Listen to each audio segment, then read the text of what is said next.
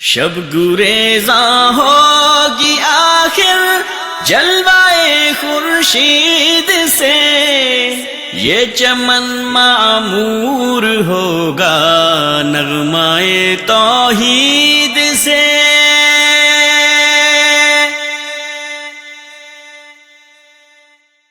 السلام علیکم ورحمۃ اللہ وبرکاتہ۔ ان الحمد للہ نحمده ونستعینه ونستغفره ونعوذ بالله من شرور انفسنا ومن سيئات اعمالنا، من يهده الله فلا مضل له ومن يضلل فلا هادي له، اشهد ان لا اله الا الله وحده لا شريك له واشهد ان محمدا عبده ورسوله، اما بعد۔ بدترین عقائد میں تصوف کا عقیدہ بہت ہی برا عقیدہ ہے۔ صوفیہ جن کی بنیاد، جن کے عقائد کی بنیاد نہ قرآن ہے نہ حدیث، بلکہ جو ان کے منہ میں آتا ہے، جو ان کے من میں آتا ہے وہ بولتے ہیں۔ طالب علم جب بات کرتا ہے تو وہ کہتا ہے قرآن حکیم میں یہ حکم یوں ہے، رسول اللہ صلی اللہ علیہ وسلم کا ارشاد یوں ہے۔ طالب علم شریعت کا پابند ہوتا ہے، قرآن اور حدیث کے دلائل کا، لیکن صوفی ان سلسلوں کو مانتے ہی نہیں۔ وہ تو کہتے ہیں میرا دل میرے رب سے بیان کرتا ہے، پھر اپنی طرف سے ایسے عقیدے تراش لیتے ہیں جس سے نعوذ باللہ قرآن پاک کی بھی تکذیب ہوتی ہے اور اللہ کے فرمان کی بھی تکذیب ہوتی ہے۔ حالانکہ سب سے سچا تو میرا مالک ہے، میرے مالک سے بڑھ کر سچی بات کرنے والا کوئی نہیں۔ آئیے کلام الہی میں مالک کا فرمان سنتے ہیں، وَمَنْ أَصْدَقُ مِنَ اللَّهِ حَدِيثًا۔ اللہ سے زیادہ سچا کون ہے؟ کس کی بات اللہ کی بات سے زیادہ سچی ہو سکتی ہے؟ وَمَنْ أَصْدَقُ مِنَ اللَّهِ قِيلًا۔ اللہ سے بڑھ کر بات کرنے میں کون سچا ہے؟ سب سے زیادہ سچ اور سچی بات میرے اللہ اور میرے مالک کی ہے۔ اس لیے مالک نے اپنے نبی صلی اللہ علیہ وسلم کا حکم دیا، قل صدق اللہ، اے نبی آپ بھی کہہ دیجئے کہ اللہ نے سچ فرمایا، اللہ نے سچ فرمایا۔ اور اللہ نے اپنے کلام میں بارہا یہ خبر دی کہ رحمان اپنی شان کے مطابق جیسے مولا مالک و لائق ہے، وہ اپنے عرش پر قائم ہے، اپنے عرش پر بلند ہے۔ آئیے مالک کا فرمان سنتے ہیں، سورۃ الاعراف آیت نمبر 54 ہے۔ مولا فرماتا ہے، ان ربکم اللہ الذی خلق السماوات والارض فی 6 ایام ثم استوى علی العرش۔ تمہارا رب جس نے آسمانوں اور زمینوں کو پیدا کیا 6 دنوں کے اندر، ثم استوى علی العرش، پھر وہ اپنے عرش پر بلند ہوا۔ ہم اس کی کیفیت نہیں جانتے، نہ تو اللہ کی صفت کا انکار کرتے ہیں، نہ اس کی کیفیت بیان کرتے ہیں، بلکہ کیفیت کو ہم اللہ مالک کے حوالے کرتے ہیں۔ لیس کمثلہ شیء، اس کی کوئی مثال نہیں بیان ہو سکتی، اس کی کوئی مانند نہیں ہے، اس کی کوئی مثال نہیں ہے۔ یہ بات کلام الہی میں بارہا جگہ پر بیان ہوئی، سورۃ یونس آیت نمبر 3 میں، سورۃ رعد آیت نمبر 2 میں، سورۃ طٰہٰ آیت نمبر 5 میں مالک نے فرمایا، الرحمن علی العرش استوى، رحمان اپنے عرش پر مستوی ہے اپنی شان کے مطابق۔ سورۃ فرقان آیت نمبر 59 میں مالک نے فرمایا، ثم استوى علی العرش، پھر وہ اللہ اپنے عرش پر مستوی ہوا۔ سورۃ سجدہ آیت نمبر 4 میں یہی فرمایا، سورۃ حدید میں آیت نمبر 4 میں بھی یہی فرمایا۔ یہ 7 آیات ہیں جس سے ہمیں یہ درس ملتا ہے کہ رحمان اپنی شان کے مطابق اپنے عرش پر ہے۔ اسی طرح مولا مالک کا اپنے عرش پہ ہونا، اس کا ذکر ہمیں پیارے نبی صلی اللہ علیہ وسلم کی کئی احادیث سے بھی ملتا ہے۔ صحیح بخاری حدیث نمبر 3194، ابو ہریرہ رضی اللہ عنہ وارضاہ بیان فرماتے ہیں کہ رسول اللہ صلی اللہ علیہ وسلم نے فرمایا، جب اللہ تعالیٰ اپنی مخلوق کو پیدا فرما چکا، كتب في كتابه فهو عنده فوق العرش ان رحمتي غلبت غضبي۔ اپنی کتاب یعنی لوح محفوظ میں جو اس کے پاس عرش کے اوپر ہے، اس میں یہ لکھ دیا کہ بے شک میری رحمت میرے غضب پہ بھاری ہے، میرے غضب پہ غالب ہے۔ اے اللہ تجھے تیری اسی رحمت کا واسطہ ہے مولا۔ انسانیت اس کرونا وائرس کے اندر بڑی پریشان ہے، اللہ تجھے تیری رحمتوں کا واسطہ ہے مالک، اس بیماری کو اٹھا لے، اس وبا کو اٹھا لے، اپنے بندوں پہ رحم فرما دے، ہمارے رمضان کی ان رونقوں کو بحال فرما دے، ہماری مسجدوں کو کھول دے، اے اللہ اس وبا کو اٹھا لے، تاکہ تیرے بندے تیرے گھروں میں اکٹھے ہو کر تیری عبادت کر سکے، تیرے گھر کا طواف کر سکے۔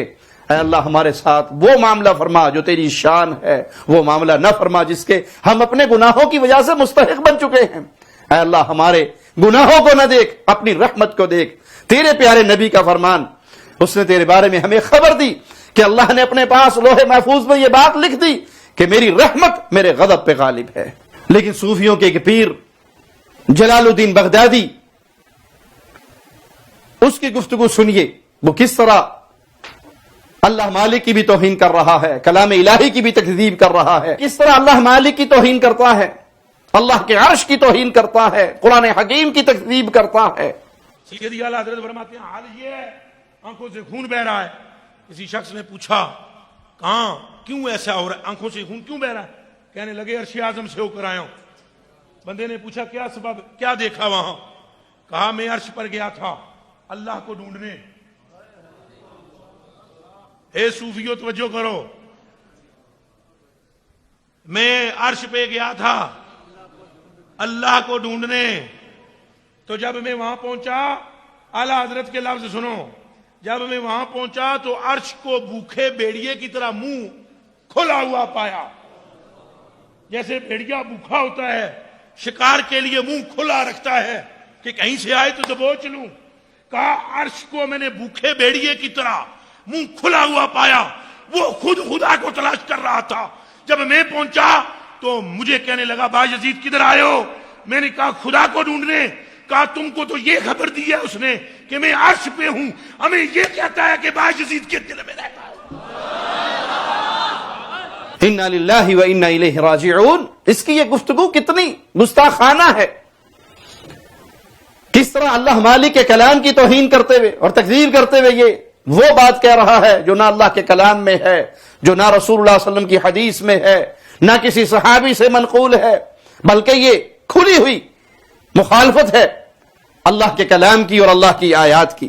کہ عرش کہہ رہا ہے با یزید بستامی کو کہ تم اللہ کو ڈھونڈنے یہاں پر آئے ہو، اللہ نے تمہیں خبر دی کہ میں عرش پر ہوں، اور عرش کہتا ہے مجھے خبر دی کہ میں با یزید کے دل میں رہتا ہوں۔ تو مجھے کہنے لگا با یزید کدھر آئے ہو؟ میں نے کہا خدا کو ڈھونڈنے۔ کہا تم کو تو یہ خبر دی ہے اس نے کہ میں عرش پہ ہوں، ہمیں یہ کہتا ہے کہ با یزید کے دل میں رہتا ہے۔ انا للہ و انا الیہ راجعون، انا للہ و انا الیہ راجعون۔ اللہ کی قسم یہ خالق و مالک کی توہین ہے۔ قرآن پاک میں اللہ تعالیٰ نے بارہا یہ بات بتائی ہے، جس طرح ہم نے آپ کو آیات سنائی کہ اللہ سے بڑھ کر سچ بولنے والا کوئی نہیں۔ اللہ نے خبر دی کہ اللہ اپنی ذات کے اعتبار سے اپنے عرش پر ہے جیسے اس کی شان کے لائق ہے، تو اللہ کی قسم اللہ کی ذات اپنے عرش پر ہے جیسے اس کی شان کے لائق ہے، وہ کسی انسان کے دل میں نہیں ہے۔ یہ جھوٹ ہے صوفیہ کا، یہ ان کی گھڑی ہوئی باتیں ہیں، من گھڑت باتیں ہیں کہ قلب المؤمن عرش الرحمن، مومن کا جو دل ہے وہ رحمان کا عرش ہے۔ نہ یہ قرآن میں ہے نہ حدیث میں ہے، یہ جھوٹ ہے، یہ من گھڑت ہے، یہ ان کے تراشے ہوئے جملے ہیں۔ جہاں یہ اللہ کی طرف جھوٹ کی نسبت کر رہا ہے کہ اس نے انسانوں کو جھوٹی خبر دی کہ میں عرش پہ ہوں، اور جب با یزید بستامی نے عرش پہ جا کر جھانکا نعوذ باللہ ثم نعوذ باللہ، تو عرش نے خبر دی کہ وہ تو تیرے دل میں ہے۔ یہ اللہ کی آیات کی توہین نہیں، یہ اللہ کی ذات کی توہین نہیں۔ یہ کہاں لکھا ہے کہ کوئی شخص اللہ کے عرش پہ پہنچ سکتا ہے؟ کس حدیث میں یہ خبر ہے کہ با یزید عرش پر گیا ہے؟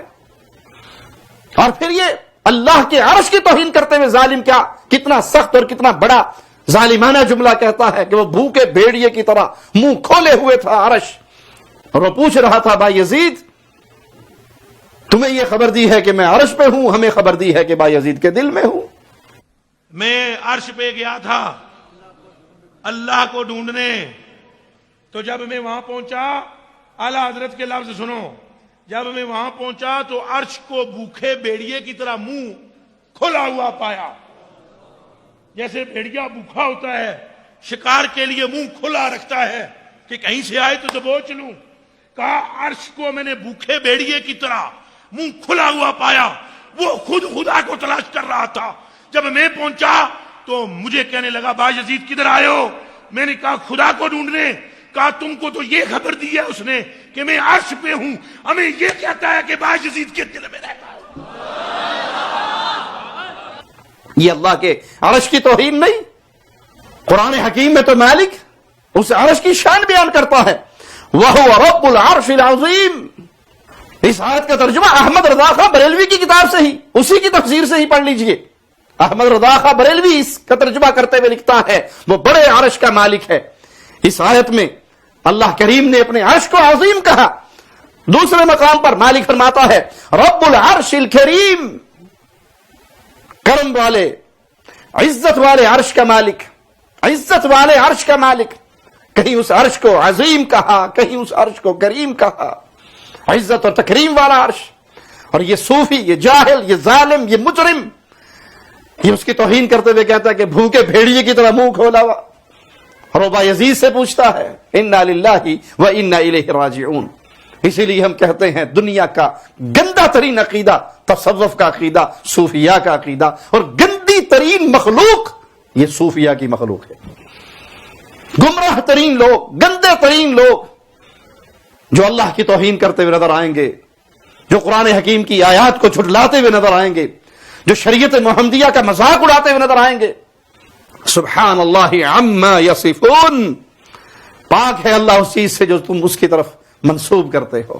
تو پیارے بھائیو، ان جاہل صوفیوں سے بچو، ان جاہل پیروں سے بچو جو قرآن حکیم کے علم سے کورے ہیں، جو رسول اللہ صلی اللہ علیہ وسلم کی احادیث کے علم سے کورے ہیں، جنہوں نے خود اپنا دین تراشا ہے، جس دین میں توہین ہے کتاب اللہ کی اور توہین ہے سنت رسول اللہ کی۔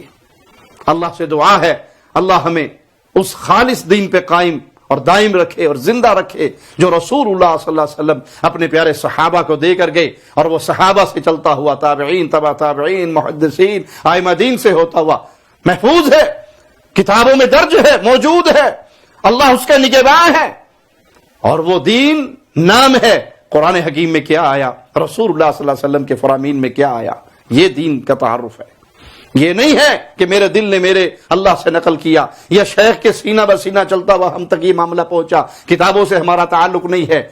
یہ مردوں کا دین ہے، حقیقت میں تصوف کا دین، گمراہی کا دین، بربادی کا دین اور ہلاکت کا دین ہے۔ اقول قولی ھذا واستغفر اللہ لی ولکم ولسائر المسلمین۔ آپ کی شان شوکتوں سے